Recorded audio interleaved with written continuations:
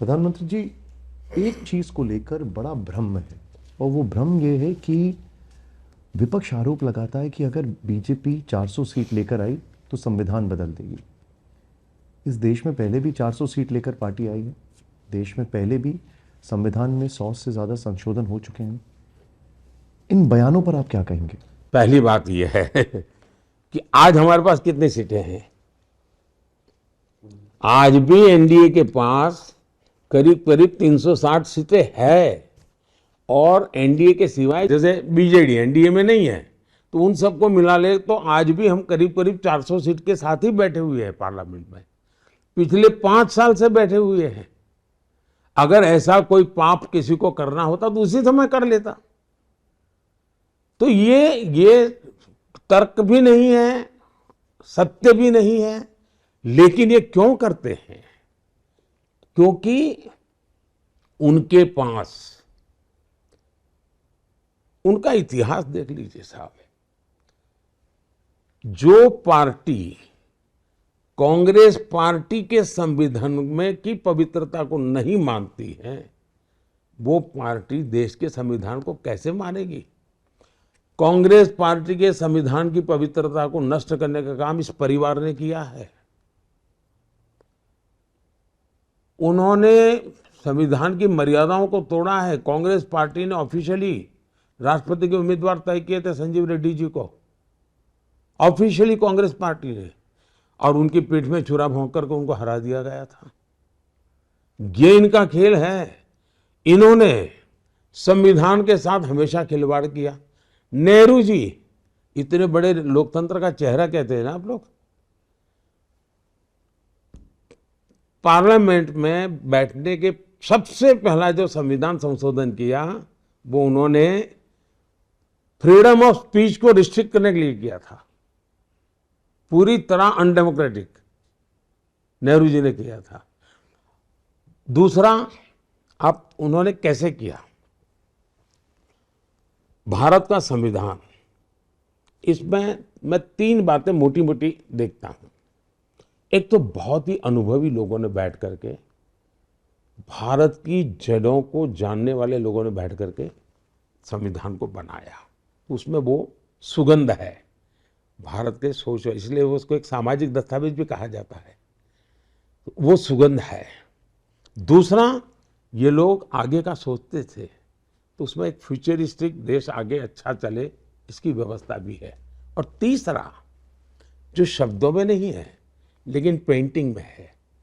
पहला संविधान बना, उसके हर पेज पर एक पेंटिंग है। वो पेंटिंग हमें हजारों साल के साथ जोड़ने वाली एक लिंक है, कड़ी है। हमारी संस्कृति, हमारी परंपरा, हमारा इतिहास, हमारी मान्यताएं, वो सब उन चित्रों में अंकित है। चित्रों में, ताकि जल्दी देश समझ पाए, लंबा इतिहास लिखना ना पड़े, वो चित्रों में रखा गया। शब्दों में वर्तमान और आने वाली कल रखी गई। तो कल, आज और कल, इसका एक बहुत ही संतुलित दस्तावेज, अत्यंत पवित्र दस्तावेज हमारा संविधान है। इन्होंने सबसे पहले संविधान की मूल प्रत में जितनी ये जो महान ऐतिहासिक सांस्कृतिक परंपरा वाला भाव था उसको नष्ट कर दिया। नए प्रिंट में उसको निकाल दिया। उसके बाद एक भी संविधान की प्रत उस वाली प्रिंट नहीं हुई। हमने अभी जब पार्लियामेंट का उद्घाटन किया तो ओरिजिनल की प्रत प्रिंट करके हमने देश के वासियों को, एमपीओ को दी, क्योंकि उसके मेरे मन में था, जैसे मैंने सेंगोल रखा पार्लियामेंट में, मैंने संविधान की भी ओरिजिनल प्रत की प्रिंट छपवा के दी, क्योंकि उसमें वो मैंने संविधान की तरह। दूसरा, इन्होंने क्या किया, हमारी न्यायालय, संविधान ने जन्म दिया है। शाहबानो का केस है, सुप्रीम कोर्ट ने निर्णय किया था, वोट बैंक के लिए संविधान को समर्पित कर दिया। सुप्रीम कोर्ट, जो कि संविधान की एक बहुत बड़ी इकाई है, उसकी भावना को नष्ट करके उन्होंने संविधान बदल दिया। इलाहाबाद कोर्ट ने जजमेंट दिया था, उनके चुनाव को रद्द-बातल किया था न्यायालय का।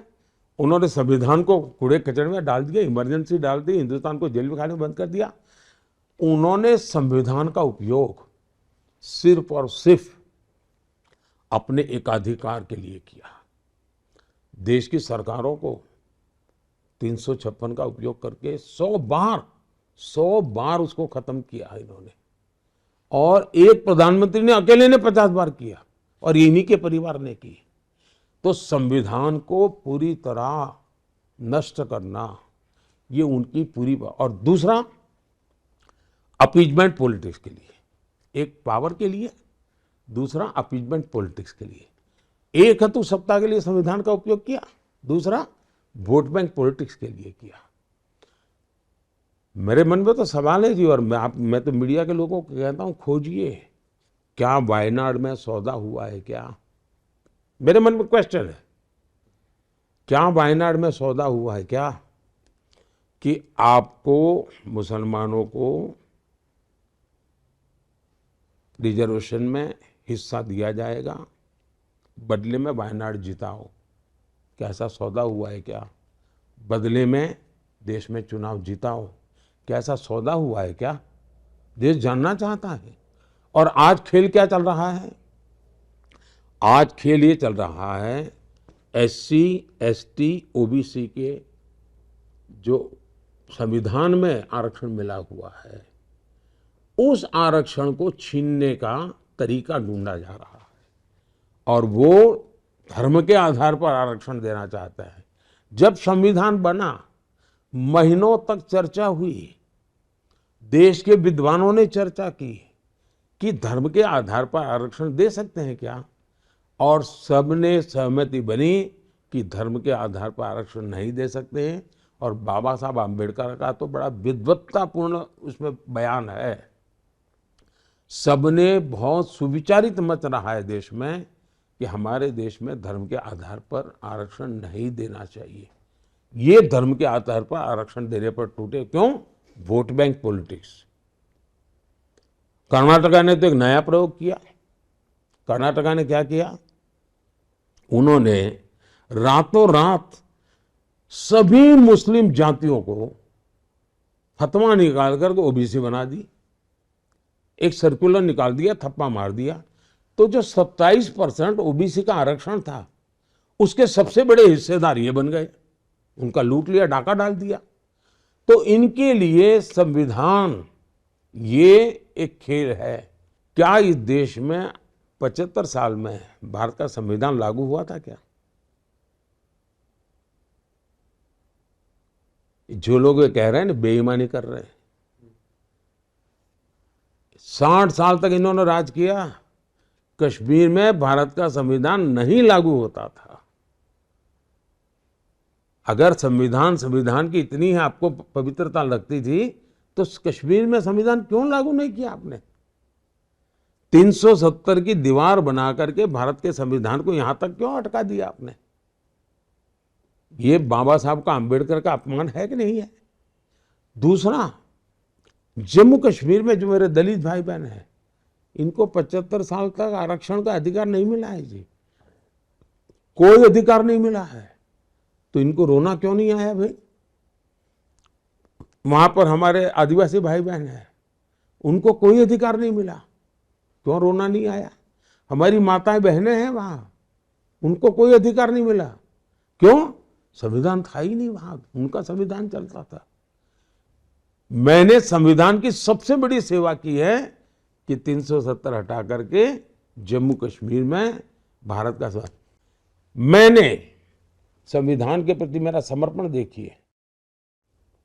जब भारत के संविधान के 60 साल हुए, तब मैंने गुजरात में हाथी के ऊपर संविधान की बड़ी परत रखी और उसकी पूजा की और उसका बहुत बड़ा जुलूस निकाला।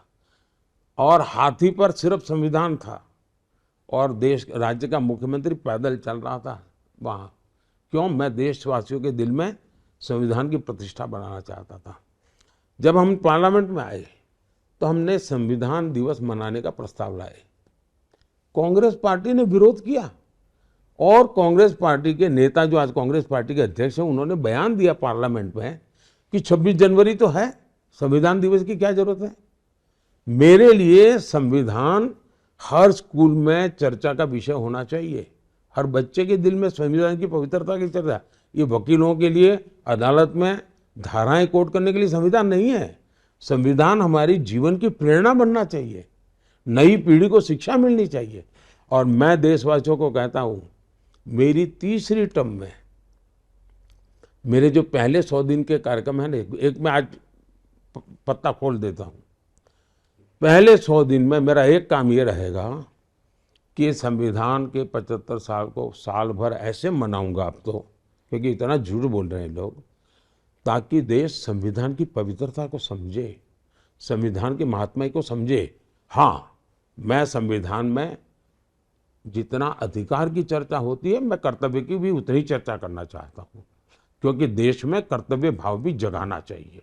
तो मैं संविधान में अधिकार के साथ साथ कर्तव्य भाव को बल देने वाली बात आने वाले 1 साल देश में जम करके चलाने वाला हूँ।